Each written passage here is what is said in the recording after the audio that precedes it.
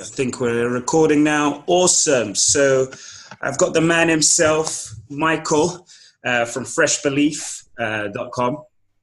And thank you for joining us. Literally wanted to get him on a call, find out a bit about him. You know, he's a pretty well-known guy in the publishing community. So hello, Michael. How's it going? How are you feeling today? I'm feeling great. You know, I'm in lovely sunny Thailand. It's a little bit warm. I turned off my aircon just for the interview, but yeah, it's all good, all good. You know, every day is a lovely day in Thailand. Everyone's smiling. Sweet, man. Thanks for joining, man. Thank you for joining.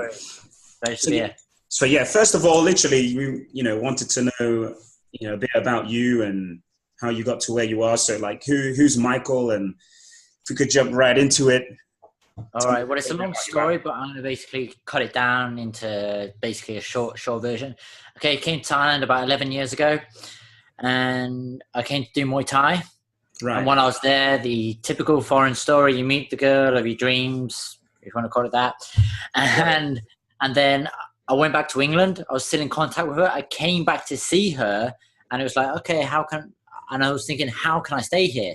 And then I was like, because I want to do Muay Thai here. And I was like, okay, how do you do it? And I found about English teaching, did a bit of English teaching on the side. And then I was able to do my Muay Thai again. And then it was a mix between English teaching and Muay Thai up until about 2 and a half years ago, when I was like, I'm sick of this stuff. I need to find something else to do. This isn't the way to live. So then I found basically Cayman and Mastery, and I went through that course, and it didn't really fulfill me in the ways I was looking for. I was looking for something more after a couple of months, because I was like, my business is in the same position. So then it was kind of like Luca Tisfani came along, and I took his course, and I did very well with his course. And then I started, with my blog, it started in 2015, and I was just talking about my journey. And then with changing over to Luca's and having success with his course, other people start signing up through my link, and then I was making money through affiliate marketing. Nice. And over the period of last year, I kind of let my businesses go. I was like, okay, hell with this. I just relaxed, and I relaxed a lot of the year. I was trying different things because I got bored of Kindle, and I was trying different things out. And then what happened is, because I didn't put my businesses, how you can say, my Kindle business in the right position, as I had books all over the place.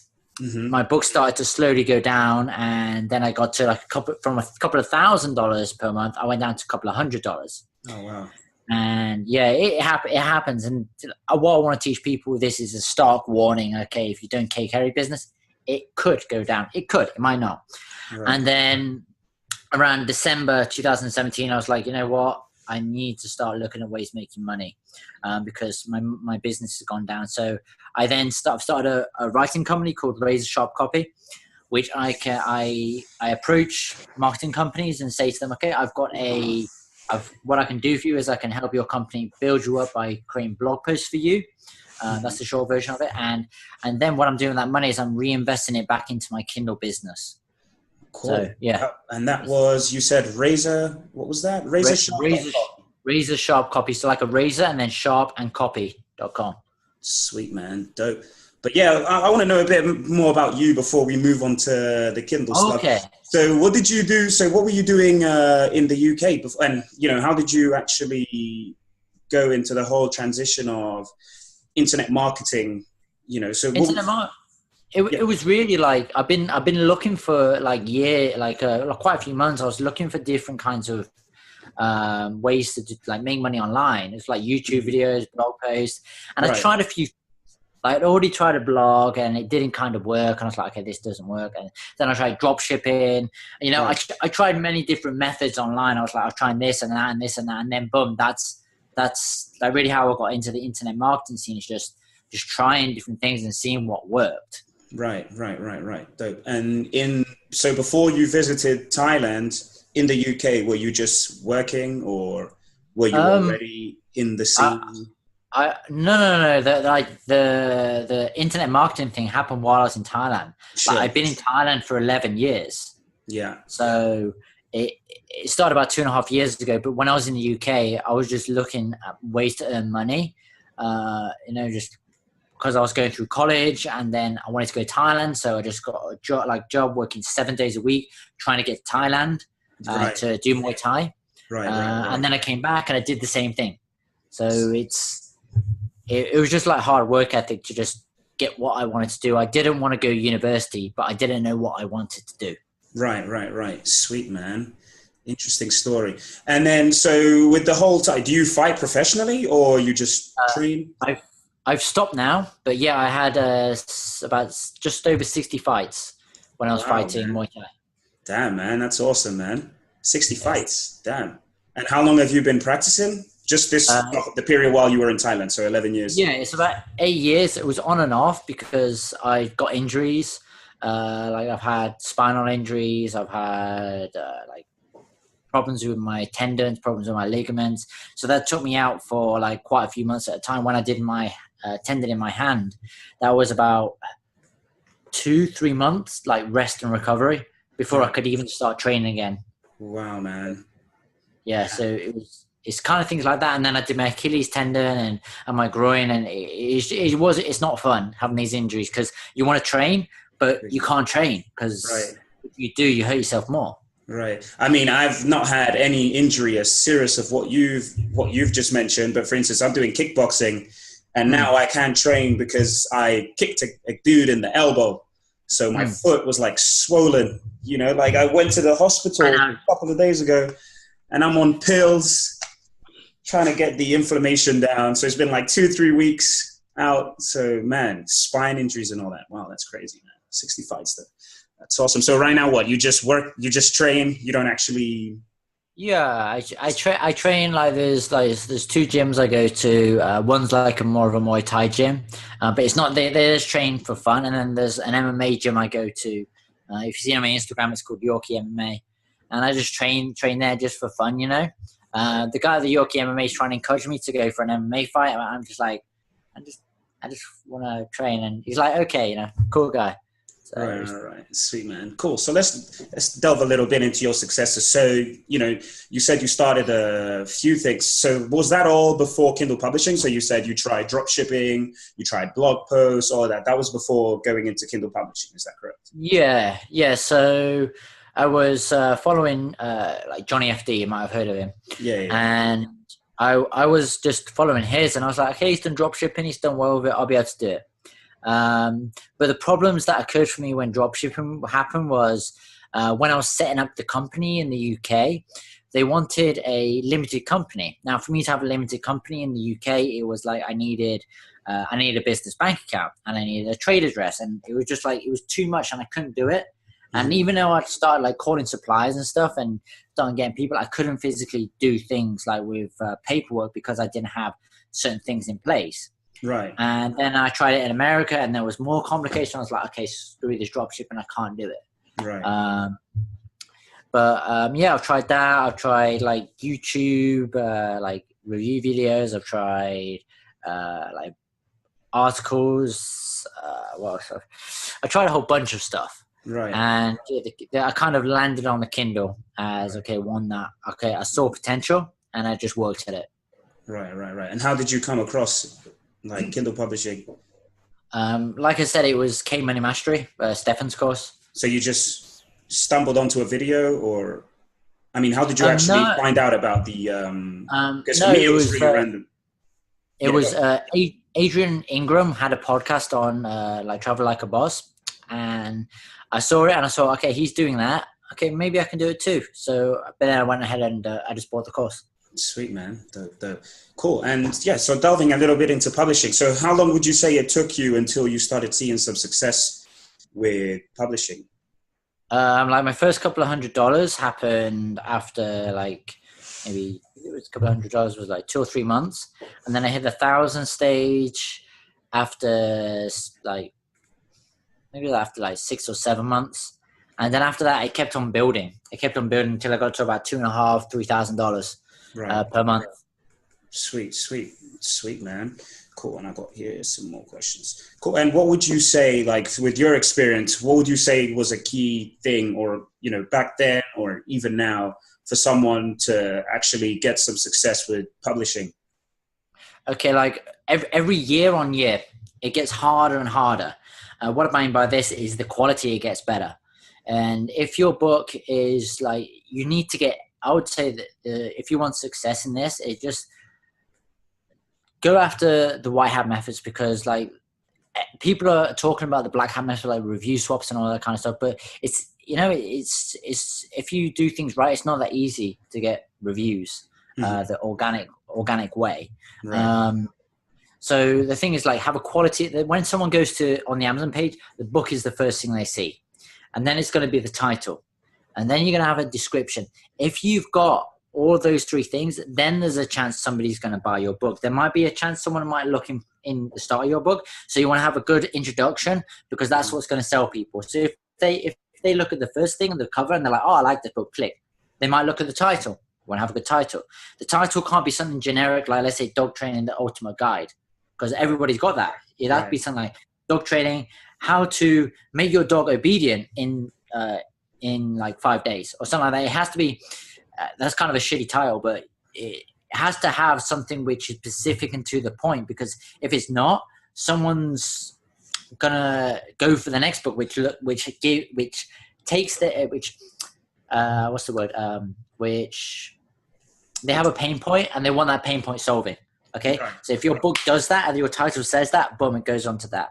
Some people will then go on to your description and they're going to read, okay, what is the description? So it's very important. Your description is broken up with H1s, has certain bits bolded. It's broken up and it has to be copyrighted. It has to look good. Right. And then it's like the introduction to the book. And your book quality has to be good too, but the introduction to the book has to be top, because some people will read that part. Right. And then your book quality as well. Like, more people, like, it's hard to get reviews, but if your book is really, really good, people will leave. Well, some people, not everyone's going to read. Like, think about it. When you read a book, how often do you leave a review? But there's a more likely chance, if you have a great quality book, that they're going to buy that book. They may leave a review, and then they're going to buy the next book in the series or one of the other books which is relatable to that book. So it's just having a great quality product and, having things that will attract the buyer. Right. Cover is so important to actually bring that person in. That's awesome, man. That's some good pointers right there. So essentially you're saying having a good product and then, of course, presenting it in the right way with an attractive cover, with a great title, good description and introduction. Sweet, man. That's awesome. And would you say, is that something that led you to the success that you had with Kindle? Or, because a lot of people, they may come with the perception of, to make some money with Kindle, all I have to do is come on there, put, 100 books out, 200 books out, whether they're a good quality, high quality or not, and just, I'm going to get to 5, 10K a month or whatever. What's your view on that? Really, the biggest thing that you have to do is you have to create a brand.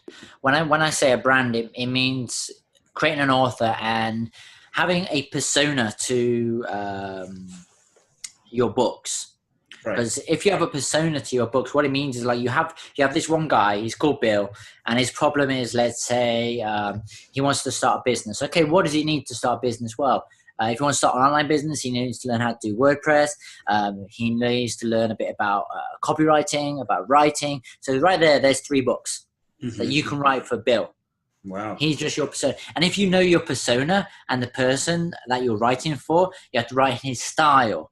And then you have, like, another person which is similar, and then you can have books for that person too within that, as long as it orientates around the same thing.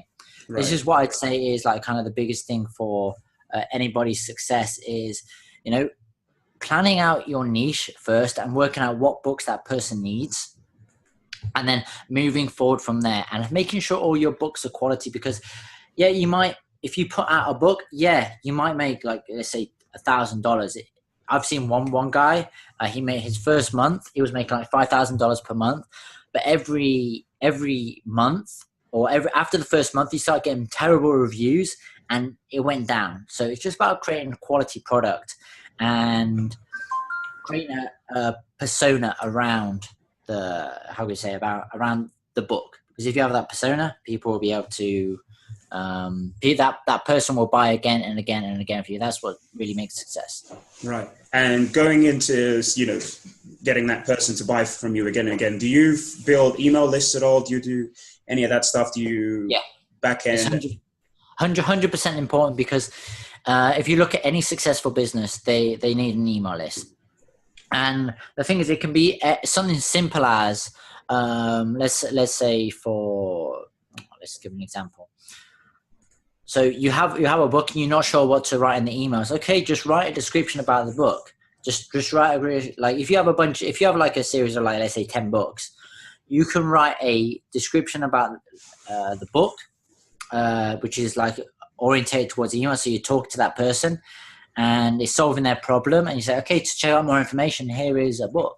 Here's my book. You can do it a 3-part series or a 4-part series, where you gradually go towards that point. This is how all internet marketers do it. They start off talking about it, and then they go into more of the problem, and then like really tap into their pain point, and then here's your solution. Right. And this is where you can do the email marketing. Is literally you're taking them and selling them again and again and again and again. I've subscribed to a lot of lists. I could say like a lot of Kindle Publishers lists. What I do is I've got a separate email and actually look at what they're writing, because then I get ideas from that. Nice. And one of the people that I've seen has got quite a good strategy. Is he, like I say, he does the description where he talks about about the book and about a character with about a problem within the book, and he says, if you got this problem, this can help you, this book, and then he has a link to the book.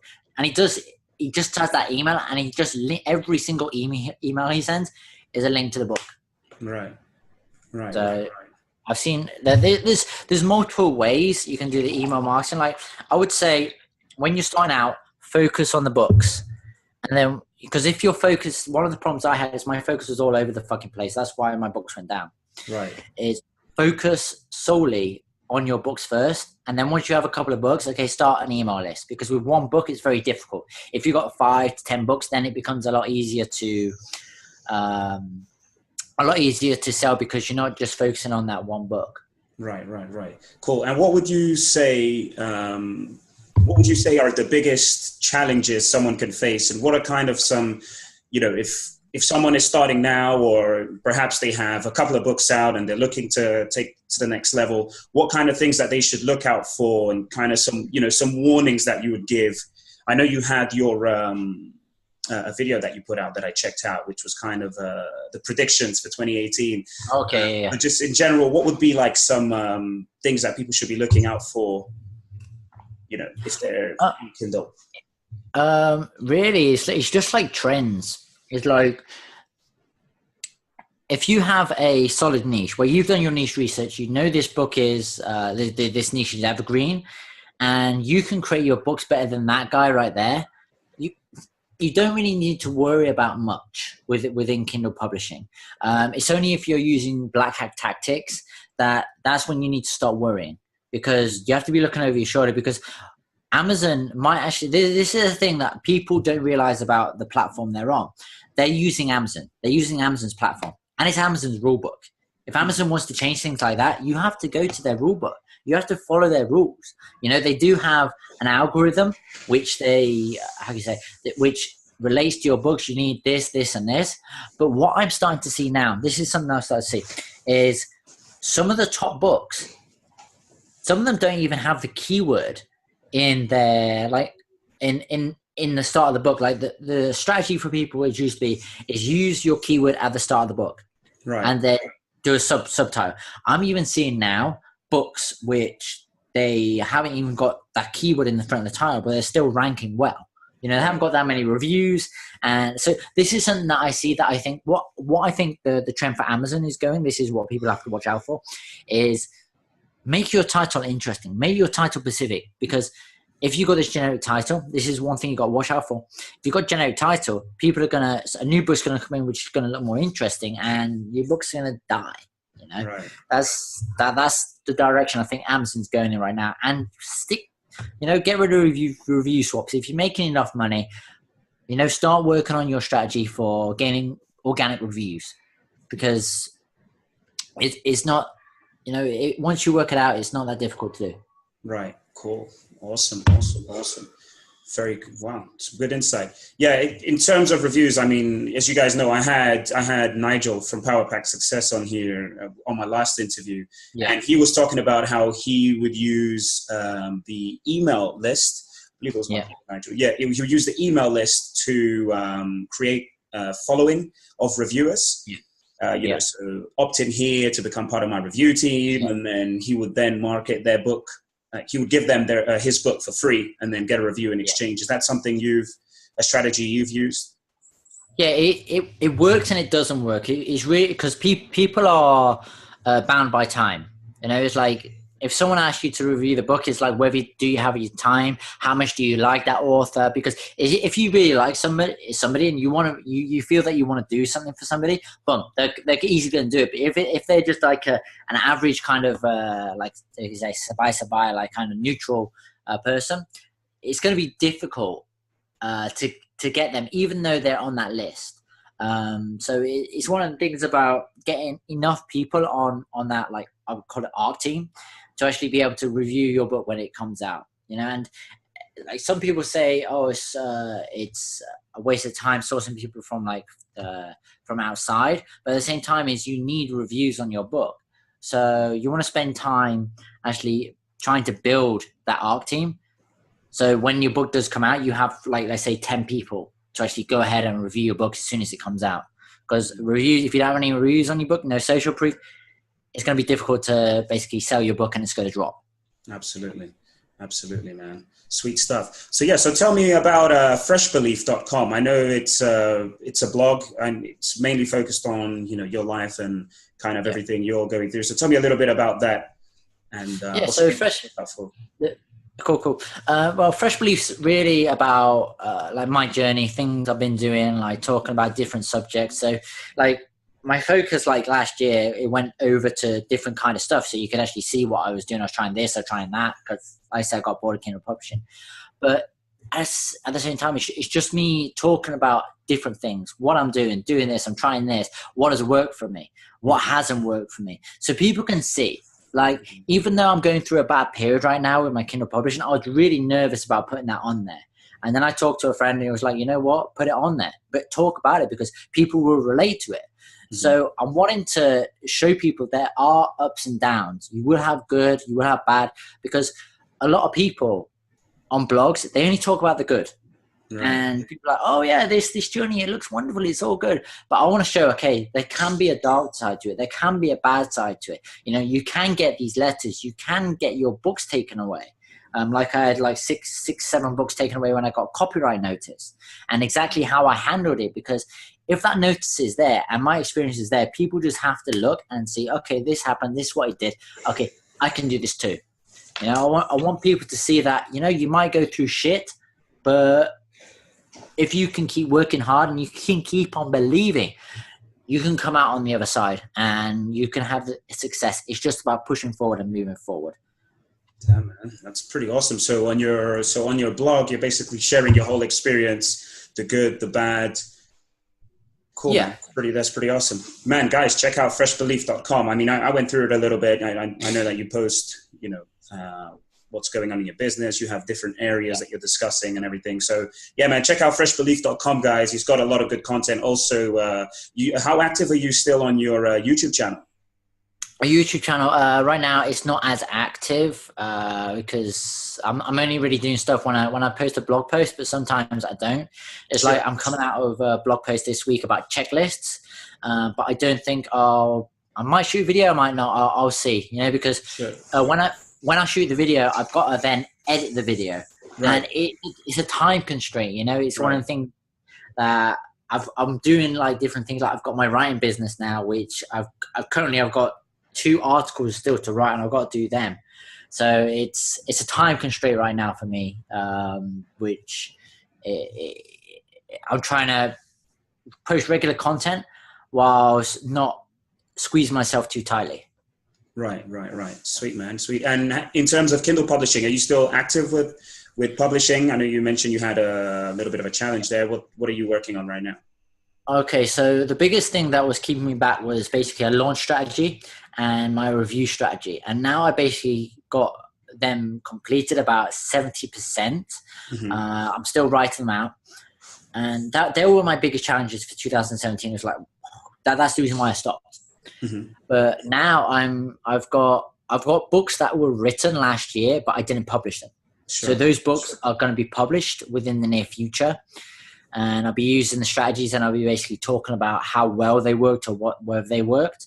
But I'm not sure whether I'll be revealing the launch strategy or the review strategy, because when I reveal this review strategy, like all the little internet marketers that don't want to do a lot of work will jump on these. And even though I want to share it, I don't want to share it.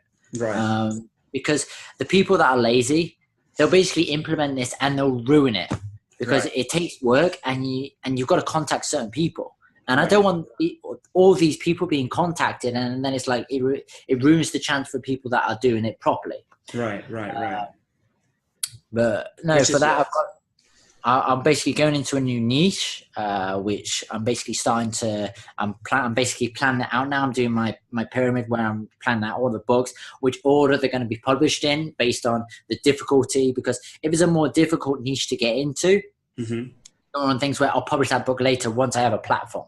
But I'll be going into the easier niches first, the easier kind of keywords first, before I jump into the harder keywords where they're a lot more profitable and a lot more competitive. Awesome, So man. it's just one of the things I'm building it up now. I'm doing nearly all of it is being outsourced. Like I outsource the description, the book, the proofreading, the cover.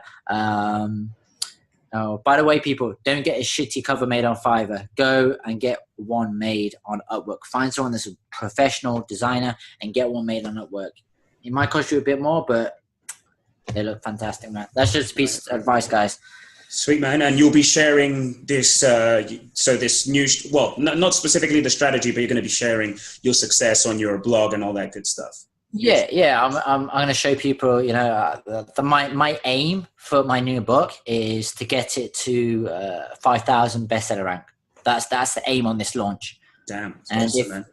Yes, and that is not typical of any kind of publisher. They normally get maybe 15,000 or kind of, I've seen best 10,000, but I've never seen 15,000 for outsourced books. Right. So that's really my target. Right. Awesome, man. Great stuff. And yeah, guys, so please make sure you check out Michael's YouTube channel, subscribe to his YouTube channel, check out freshbelief.com. Also your razor sharp copy business you're doing articles, right? So you're writing for, is that SEO content or? It can be like, really, I focus on B2B marketing companies as a B2B marketing articles, but like I have a array of staff who they write high quality articles. And I write some of the articles too. But I have staff who write the high quality articles. Within that, we give you like an eye-catching title, images, which are sourced from like free stock photo websites. If you want paid, you have to pay for them yourself. And proofread, all the jazz. And it's high quality article writing service. Which, like I say, I write some. If it's other subjects which I'm not too familiar in, I have people who specialize. I have people who that specialize in that specific subject to write those their articles on that subject. Awesome, great stuff. Yeah. So, guys, anyone looking for article writings, maybe you run a blog or a website and you're looking for some high quality articles. Be sure to check out razorsharpcopy.com, which I'm going to have in the description as well, which is awesome. And yeah, man, Michael, it's been a great chat. Any final thoughts? Yeah. Anything you want to let people know about? Any tips? Anything? Okay. Yeah. Well, the final thing I'd say is, like, if you do get into Kindle Publishing, and you take a course on whatever it is, follow that course through. Don't try and deviate off the course because you'll overwhelm yourself.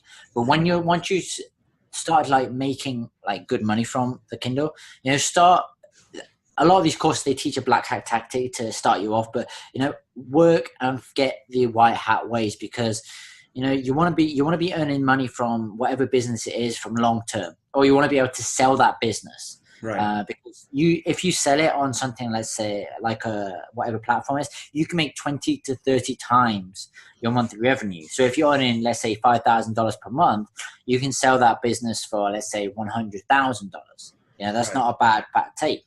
But if you're using black hat tactics and your account gets banned, boom, you've just lost a fantastic revenue stream, or you lost a fantastic way to sell your business. So you just keep produce high quality books in every aspect that I said, and just try and stick to white hat tactics, because if you do, the best authors out there, the best self-published authors who are making the most money, they don't use any of these horrible tactics. They use the best white hat tactics. So, that's like my final words for Kindle. And focus 100% on what you're doing. Don't try and go on something else, because you'll get overwhelmed. Absolutely. Awesome, man. Great stuff. So that's Michael from freshbelief.com and razorsharpcopy.com. Again, check out all his stuff. Again, Michael, man, thank you for joining me, man. It's been a great chat. All right. Delphin. It's been good, great chat, man. Been great chat. Awesome, man. Nice one. Thank you very much. Cheers. All right, thank you. Cheers. Bye.